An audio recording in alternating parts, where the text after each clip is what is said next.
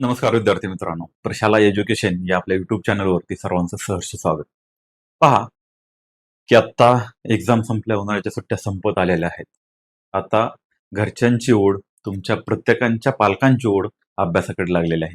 त्यातली त्यात 10वी हा आपला आयुष्यातला एक टर्निंग पॉईंट असतो. सायन्स निवडायचं 10वी नंतर, आर्ट्स निवडायचं की कॉमर्सकडे जायचं, या सर्वच्या अनुषंगाने पाहायला गेलं तर 10वी एक मौलाचा दगड असतो.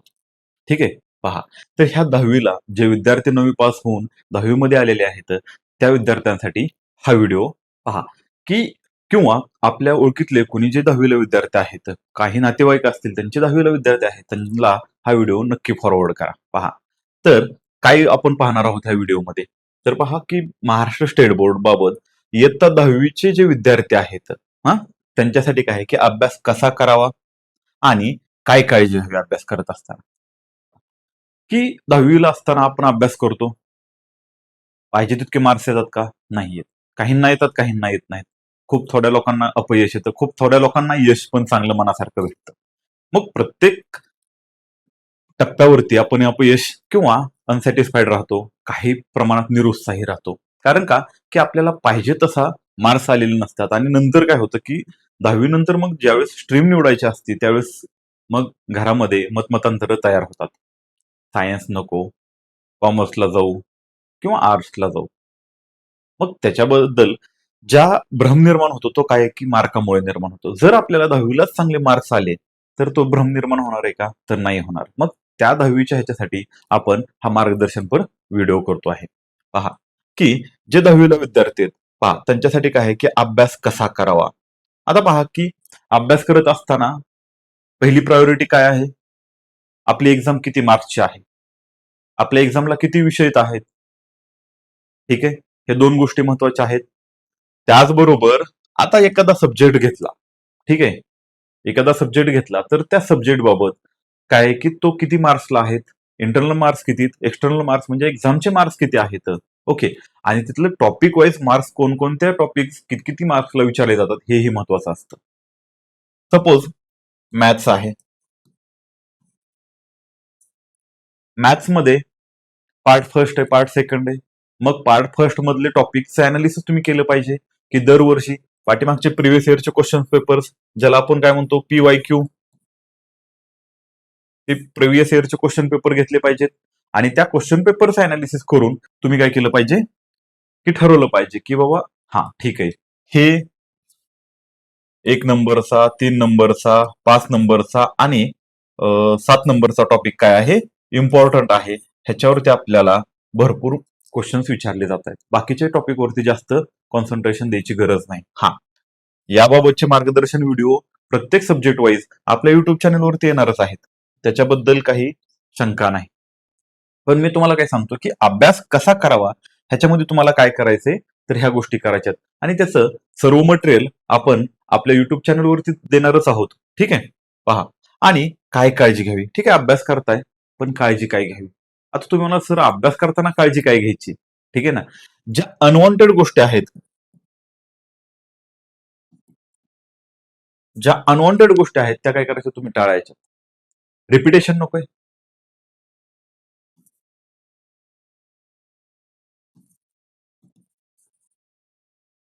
कमी वेटेजवाल्या चॅप्टरला तितकासा फोकस द्यायचा नाही. आपला एक्सेल एरिया कोणता आहे किंवा आपण ज्या सब्जेक्टमध्ये एक्सेल करू शकतो, आपले स्ट्रॉंग पॉईंट काय, आपले वीक पॉईंट काय, हेही महत्वाचं आहे. ठीक आहे ना. हा, ह्याच्यामध्ये काय आहे की अभ्यासाचं नियोजन.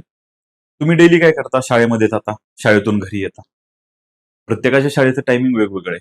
नंतर काय करता, क्लास करता. पण क्लास करत असताना की आपण सुरुवात कोणत्या सब्जेक्टनं करायला हवी, म्हणजे की क्लास कोणत्या सब्जेक्टचे लावायचे किंवा कोणत्या लावायचे नाहीत, हेही महत्वाचं. मग अभ्यासाच्या नियोजनामध्ये की डेली रुटीन मध्ये तुम्ही किती तास अभ्यास करताय ह्याचं एक टाइम टेबल असलं पाहिजे. या टाइम टेबल मध्ये अभ्यासाबरोबरच तुमची स्पोर्ट ऍक्टिव्हिटी म्हणजे खेळणे. तुम्ही सर 10वीला आहे आणि खेळायचं सांगताय तुम्ही, असं कसं व्हायचं. खेळ असला पाहिजे शरीराला. हा, त्याच्याशिवाय काय आहे की मानसिक आणि शारीरिक तंदुरुस्ती राहत नाही. कारण अभ्यास करत असताना फक्त तुम्ही काय आहे की एका घरामध्ये किंवा बंद खोलीमध्ये अभ्यास करणं गरजेचं नाही. त्या अभ्यास करत असताना तुमची मानसिक क्षमता कशी आहे, शारीरिक क्षमता कशी, हेही गरजेचं असतं. नाहीतर काय होतं की मेंटल फॅटिग येतं. तुम्ही कितीही अभ्यास करताय पण तुम्हाला ते ग्रास्प होत नाही. तुमची एकाग्रता कमी होते, कॉन्सन्ट्रेशन लूज होतं, आपण ज्याला म्हणतो. ठीक आहे, त्या गोष्टी होतात. मग अभ्यासाचे नियोजन ह्याबाबत काय आहे की तुमचं एक स्ट्रिक्ट टाइम टेबल असलं पाहिजे. त्याच्यामध्ये तुमचा खेळण्याचा वेळ इन्क्लूड असला पाहिजे, घरच्यांबरोबर गप्पा मारायचा वेळ इन्क्लूड असला पाहिजे. ठीक आहे. मग तुमच्या शाळेच्या ह्याच्यानुसार काय आहे की तुम्ही हे नियोजन करायचं आहे. पहा की पुढचा मुद्दा येतो, महत्वाचे टॉपिक्स. मी सुरुवातीलाच सांगितलं तुम्हाला, ज्यावेळेस तुम्ही अभ्यास करताय, अभ्यास करत असताना प्रिव्हियस इयर क्वेश्चन पेपर म्हणजे पाठीमागील क्वेश्चन पेपर जे आहेत, प्रश्नपत्रिका आहेत, कमीत कमी 5 वर्षाच्या प्रश्नपत्रिकांचं काय करायचं, तुम्ही विश्लेषण करायचे. पहा, आता तुम्ही म्हणाल सर तुम्ही करायचं सांगताय, हा आम्हीही देणार आहोत.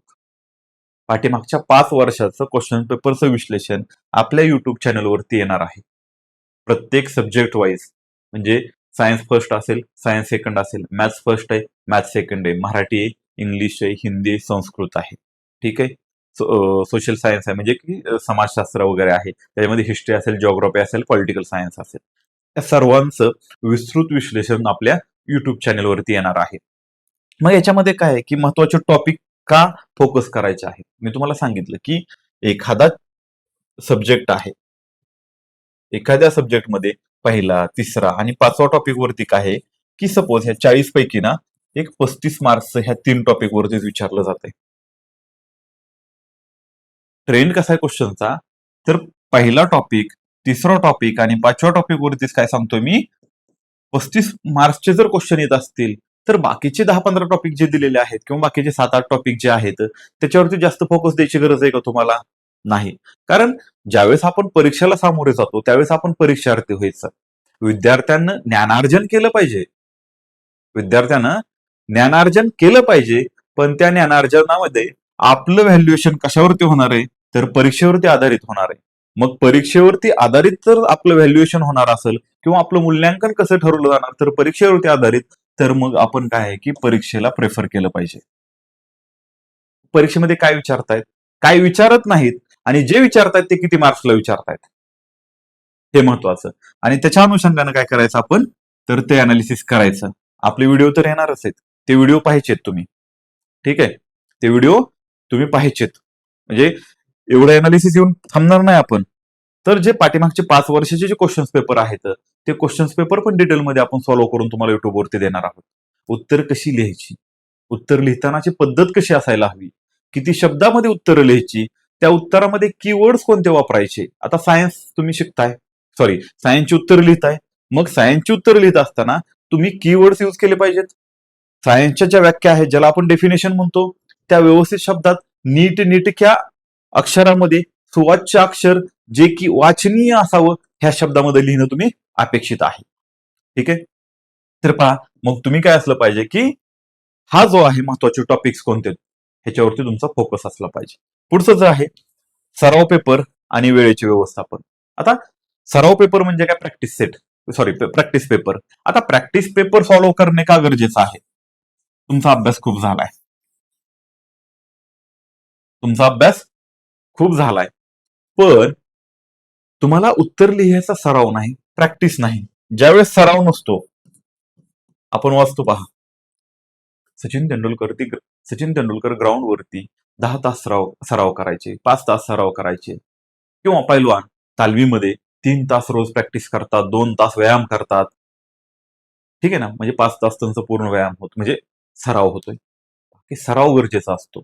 सराव कशासाठी, की प्रश्न कसे येत आहेत, उत्तर कशी लिहायची, आणि हे सर्व प्रश्न तुमच्या शिक्षकांकडून किंवा तुमच्या क्लासमधल्या, तुमच्या ट्युशन मधल्या शिक्षकांकडून, तुमच्या शाळेतल्या शिक्षकांकडून चेक करून घेणं, ते पण स्ट्रिक्टली, ते गरजेचं असतं. आणि हे वेळेचं व्यवस्थापन आता दिलंय. वेळेच्या व्यवस्थापनामध्ये गरजेचं आहे की मी तुम्हाला सांगितलं, अभ्यासाचं नियोजन करताना तुम्ही काय आहे की वेळेचं व्यवस्थापन पण झालं पाहिजे. त्याचबरोबर ज्यावेळेस सराव पेपर लिहिताय तुम्ही त्यावेळेस पण हे पहा की पेपर आहे, आपल्याला काय असतो की आपल्या टाइम लिमिटमध्ये पेपर सॉल्व्ह करायचा आहे. आपल्याला 10 तास आहेत का हो, लिहा झोपून निवांत, काही किती वेळ लिहायचं लिहा, असंही का नाही.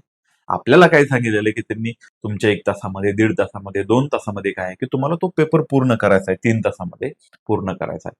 जो काही टाइम अलॉट केलेला आहे त्यांनी त्या टाइम मध्ये तुम्हाला पेपर करणं म्हणजे पूर्ण करणं काय आहे गरजेचं आहे. का असं आहे हो? नाही नाही, तुम्ही घरी घेऊन जावा आणि नंतर द्या पेपर, काय की तुम्ही 4-5 तास लिहिलं तरी चालेल असं नसतं. तिथं काय सांगितलंय त्यांनी 2 ते 3 तासामध्ये द्या. म्हणजे त्या प्रत्येक सब्जेक्ट वाईज काय दिलं तर तुम्हाला टाइम अलाउड केला जातो.